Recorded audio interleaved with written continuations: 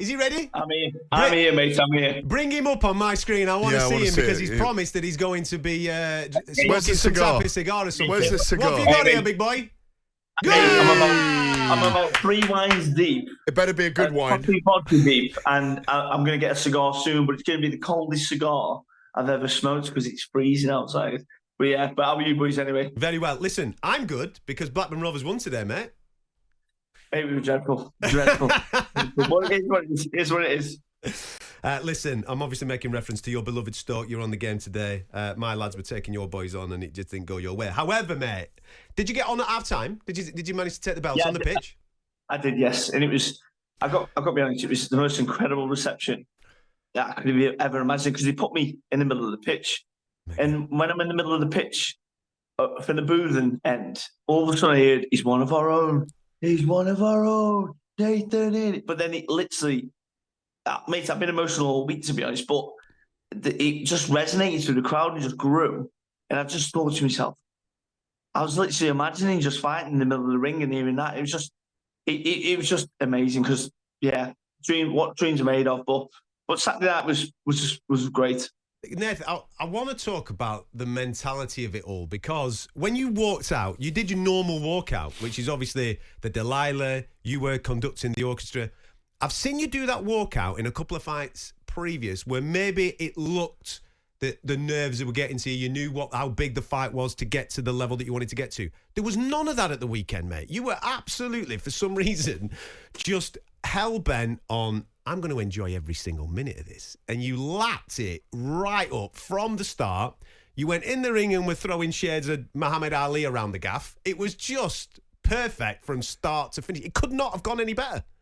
Yeah, for me, I thought to myself, well, it's the first time in my career that I've ever had to walk into the ring first. So that was a weird one for me because I always walk in second. You always get that Delilah experience while they're in there. But this time I thought if I walk into the ring too early, they'll cut the song and then obviously let Denzel Bentley walk in. So I thought to myself, I'm going to make sure he experiences every single second of the Stokey Delilah experience. And that's what like you say, obviously, particularly, well, there were no nerves there. I was just enjoying every second of it, to be honest. But it's, no, it was just great. It just set the tone for everything that was going to happen after that. Regarding your corner work, right? So I want to talk about Steve because I know that you two have come on this crazy journey together. We were lucky, obviously, doing the commentary last week. We have a microphone in your corner, so every now and again we can cross over and we can hear the things that he's saying. And I'm telling you something, mate, it was unbelievable the way that he managed to keep you focused, managed to keep you on, keep talking to you about your legs, keep talking about the movement. There was even one moment, and I don't know if you remember this, around about the 7th round, Denzel actually changed tactic. Instead of coming forward, he went backwards and he tried to bring you into a trap a little bit. And you followed him for about 30 seconds and your corner were going wild, absolutely wild. You remembered, oh yeah, no problem. And then you walked back to the centre of the ring. You laid the table once again and said, nah, mate, we're dancing here. We're not dancing on the edge of them ropes. We're going to dance here. Talk to me about the relationship with the corner and the tactics and everything that all came together last Saturday night. Steve Woodvine is the greatest man and coach that you could ever have in your corner. And it's weird because in the build-up to the fight, obviously, I'd say certain things to Steve. Like, I can beat Bentley, I know I can. But he wouldn't really give you too much. Like, almost to the point where I thought to myself, does Steve really believe that I can beat Bentley? It's just the way that he is. But I think he does that just so you're always on the edge and always making sure that you... I think he'd rather me think that I can't do it than I can do it. So I always make sure I put every single bit of work that needs to be put in. But yeah, Steve said there's going to be points where he's going to try and set traps. He's going to walk on the back. He's going to be on the back foot. He's going to try and set traps, but you can't fall for it. And I think for about a minute, I wasn't falling for it as such, but I definitely was trying to squeeze him down. But it was making it beneficial for Bentley. And I could just hear Steve. I heard him probably 2 or 3 times. I think by the 5th time that I heard him, I thought I've got to listen to him here. So I stepped back. I drew a line in the ground, and I said, "Come on, Bentley, come at me." And that's exactly what he did. And then it just business as usual. It just resumed what we were doing beforehand. And it was just great. It was just like Steve, like you say, the video that's been shared today. Yeah. It just people get to see the little bits they would never get to see, but particularly with obviously the corner work, because usually the adverts come on, but they get to see what a great man, probably one of the best coaches in the country. But like I said in the post-fight interview, if you give him 100%, he will give you 200%. That's what Steve Woodford is, and he made it so I became the British champion. Yeah. He knew 3 weeks ago that I was going to win that title, and he even said it was going to be. He even said, if you do what I tell you to do, it'll be easy, which sounded mental at the time, but. I'm not saying it was easy, no, but certainly made it. I certainly boxed well. Nathan, I've got to give you massive congratulations. Your victory reminds me, if I look back down the years, of when Ricky Hatton became a world champion to popular acclaim, when Darren Barker became a world champion to popular acclaim. It was like you'd won the world title. It was a very special moment. The light was shining on you last Saturday night, and you need that to happen 3 or 4 more times to become a world champion.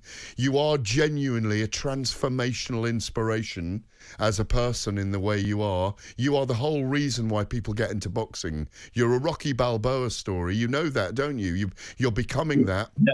You mentioned about Steve.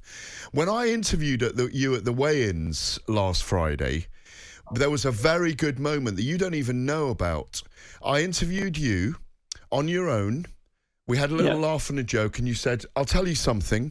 Denzel Bentley, I said, how are you going to beat him? You're such an underdog. And you said, listen, he's failed at domestic level and he's failed at world level, and I'll show you why tomorrow night. And you know, when I put that to him, it lit a fire under him. He said he's got an edge. He said, thank you for the edge. See, I never watched any interviews beforehand, never. But I always watch them post-fight because I think it's quite interesting to see what people say and what the reality of what they've said, if it comes to reality. But yeah, I remember seeing that afterwards, and I thought to myself, I don't think Gareth gave me a chance going into the fight, really. No, I picked him to win. I did pick him to win, but you amazed me. You amazed me. You went up 2 levels last Saturday night. No, like you said about in terms of obviously the world, like it's like a world title. It obviously was the British title, but Bentley is regarded on the world stage. Absolutely. So for me, that's what it felt like. It wasn't. For me, it wasn't like. For me, it wasn't a fact of the matter of it was just a British title. I know what that guy can do, and he's done it on the world stage with Janabek. So. For me, it almost was like a world title because it wasn't just it wasn't a British title gimme. No, it was not at all. Massive. Bear in mind, he knocked out his last opponent in 45 seconds. Yeah. So you have to envision yourself going into a fight where no one gives you a chance at all. The bookies have got you 9, 12, 18 to 1. Yeah. And you've seen those odds on the way up to Manchester, by the way, because I saw them in the car, but it meant nothing because I knew how I'd prepared, what the game plan Steve had laid out. And it's quite exciting because I think to myself, when it comes to obviously when we step up to the next level, what Steve can create to obviously make sure that I can win again. Because in my head, in my heart, I was thinking, I cannot lose this fight. I can only see your forehead on this screen, Sunshine. People need to see it. We're getting a tour. We got a tour of the crib just then, but now we've only got your forehead. I can only see your there he is. There you go. We got to see your face, pal. I didn't realise on YouTube. I'm looking forward to what Steve can come up with for the next opponents. Be that, listen, it sounds ridiculous, but I can be in that world title. Mate, do me a favour. Yeah. Call out Eubank now. Chris Eubank. Call out Chris Eubank. For the Britannia. Call him out now. I told my students about 5 years ago at Newcastle College, I said, they were talking about boxing. I said, listen, boys, I can beat Chris Eubank. And they were like, they said I was absolutely nuts. No, not a chance. But one of those students actually went to me last fight. When I dropped his ticket off, I went to the Trentham Hotel and dropped it off to him. He said, you remember when you said you beat Eubank? And I said, I do, mate. I said, I'm very surprised that you can remember. He said, yeah, I remember it, mate. He said, I think you can do this, obviously, mate, against Bentley. He said, I believe in you. I really believe in you. Wow. I'm going to shout out Elliot Corbin. What a lad. He was one of my students, and he believed in me, and obviously I showed it on Saturday night. But for me, the reason I'm not even calling Eubank out, but I'd benefit him as well. Make no mistake, if you're fighting in the Bet365 Stadium at Stoke-on-Trent, selling 30,000 plus tickets. Let's do it. He's going to be absolutely laughing, isn't he? Because he thinks it's going to be easy. So for me personally, that's a Showtime kind of name that I would love to fight. But I do want to fight for a world title. So, and Eubank does not have a world title. So I want to be the first person from Stoke-on-Trent to ever fight for a world title. Whether I win, lose, or draw, it doesn't really matter. Just the fact that I've fought for a world title means everything to me. So, and that's pretty much it, really. Mate, listen, light that cigar, man. Yeah, huge cigar, please, for us. Go on, do it now, please. Do it. Come light on. the cigar, come on. I'm going to light it, boys. I'm going to enjoy it. Because I haven't had a drink for 3 months, 4 months, something Enjoy. like that. Listen, bro. Sip on Sunday. I had a sip on Sunday, but I was that tired. I couldn't enjoy it, so I thought I was going to wait till I see my boys on Saturday. Go ahead. And then enjoy it. But no, I'm going to enjoy it, boys. I'm going to enjoy it. Mate, you've absolutely deserved it. What a performance. Tactics, you stuck to the game plan. You put on a show, thoroughly entertaining. Nathan, I can't wait to see what comes next, mate. Congratulations, Brilliant pal. stuff. Super Well stuff. done, buddy. Thank you. I'm a fight disciple. And listen, Good lad. Good lad. At the end of the day, I just want to make me city proud. And when I walked outside at the Stoke City football stadium, it was the most amazing reception I could have ever wished for. Nearly brought me to tears. In fact, I think it did bring me to tears. But I thought, if I do this again and get upset again, people think I've got issues. So I try not to. But I literally just saw the dream in front of my eyes, right there, and that's pretty good, boys. Mate, it'll happen. Listen, go and enjoy your night. Good lad. I will. Take care, buddy. Cheers, See you in a bit, Nathan. mate. Cheers. There you go. British middleweight champion, Nathan Heaney. But talking like a world champion. Mate, I tell you something, it's not a crazy shout that, you No, know. it's Listen, not. Chris Eubank Jr. likes a few quid. If you're doing 30,000 tickets Yeah, in but- Britannia Stadium. Yeah, but I don't want to fight him unless he's got a world title. I love it. why That's not? that's Why the not? position he sits in right Why now. not?